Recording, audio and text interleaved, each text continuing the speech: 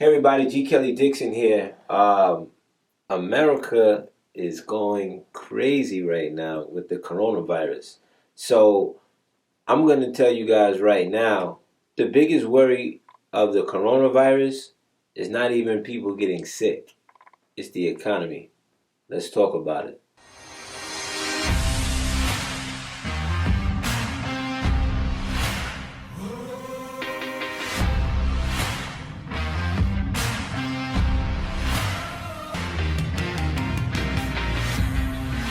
So everybody's worried about the coronavirus, the spread of the coronavirus, potentially everybody getting sick. So we talking about countries shutting down, people going on self-quarantine. What's the effect of the economy, though, from the coronavirus and what potentially could happen is a little bit more scarier than people getting sick. Let's put this in perspective here. We have the NBA that just suspended the season.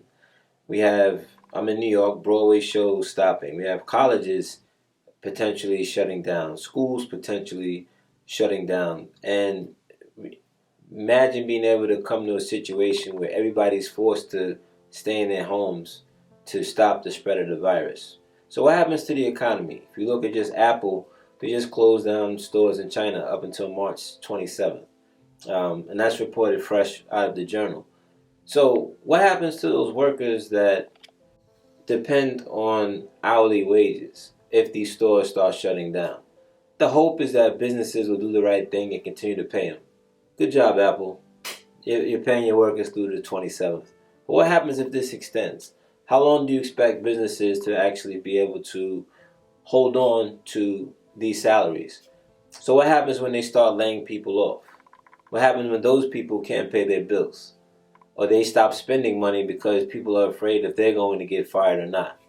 That's where you have a problem, and that can potentially put the economy into a recession. So the Fed right now is trying to do everything possible in order to stop that. The government's even talking about stimulus plans to help out with unemployment and giving people money that are dependent upon hourly wages that are affected by the coronavirus and their stores or their businesses being shut down and not obviously being able to produce income. So the repercussions of this can actually be pretty catastrophic if you think about it.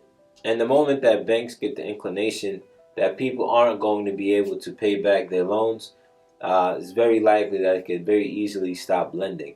And if they stop lending, unfortunately, this economy is based on debt and credit. So if they're unable to lend or don't feel the need to lend, it's definitely going to affect businesses. So here's some things that I would necessarily be looking at because whenever there is fear, there's always opportunity. So the first thing, stocks are relatively cheap right now. If you haven't been looking at the stock market, go look at the stock market. Now, some of you are thinking, like everybody else, which is not the way to think about stocks, but, oh wow, I'm going to go out and buy hand sanitizers. I'm sure that stock is going up. Or whatever stock represents hand sanitizers, or whatever stock represents paper towels or toilet paper or water for that instance. Those are fine, but those stocks are probably going to be overpriced because a lot of people are thinking that same way. What you should be looking at are the things that you're afraid of right now. The things that you're afraid to do right now, those are the stocks that you should be buying. Do you feel like going on a cruise ship right now? No, most people don't, right?